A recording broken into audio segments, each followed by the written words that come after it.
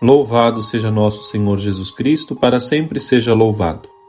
O Senhor esteja convosco, Ele está no meio de nós. Proclamação do Evangelho de Jesus Cristo segundo Mateus. Glória a vós, Senhor. Naquele dia, Jesus saiu de casa e foi sentar-se às margens do mar da Galileia. Uma grande multidão reuniu-se em volta dele. Por isso, Jesus entrou numa barca e sentou-se, enquanto a multidão ficava de pé na praia. E disse-lhes muitas coisas em parábolas. O semeador saiu para semear. Enquanto semeava, algumas sementes caíram à beira do caminho, e os pássaros vieram e as comeram. Outras sementes caíram em terreno pedregoso, onde não havia muita terra. As sementes logo brotaram porque a terra não era profunda, mas quando o sol apareceu, as plantas ficaram queimadas e secaram, porque não tinham raiz. Outras sementes caíram no meio dos espinhos. Os espinhos cresceram e sufocaram as plantas. Outras sementes, porém, caíram em terra boa e produziram a base de 100, de 60 e de 30 frutos por semente. Quem tem ouvidos, ouça. Palavra da salvação, glória a vós, Senhor. Meu irmão, minha irmã, ao meditarmos esta parábola do Evangelho de Mateus, no capítulo 13, versículos de 1 a 9, o Senhor abre assim um novo começo no seu ministério.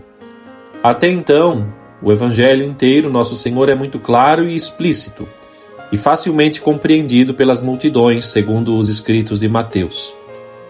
É fácil compreender a surpresa dos ouvintes, quando de repente o Senhor passa a usar uma alusão, aludindo aqui o semeador e a semente, em vez de explicar a parábola, simplesmente termina meio que abruptamente.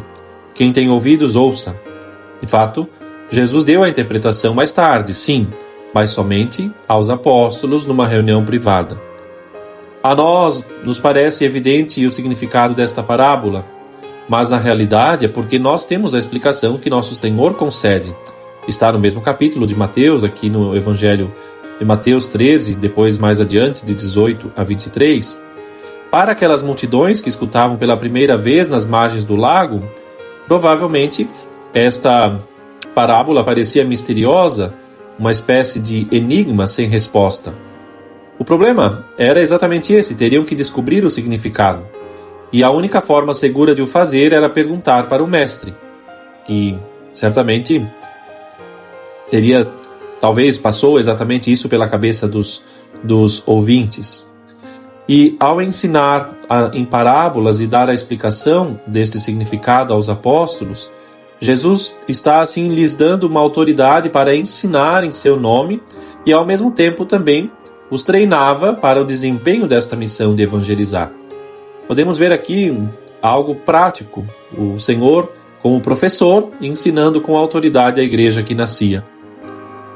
São Gregório Magno, um grande escritor sagrado, que foi pontífice também, quando comentava o livro de Jó, assim descrevia acerca da palavra divina que está contida nas Sagradas Escrituras.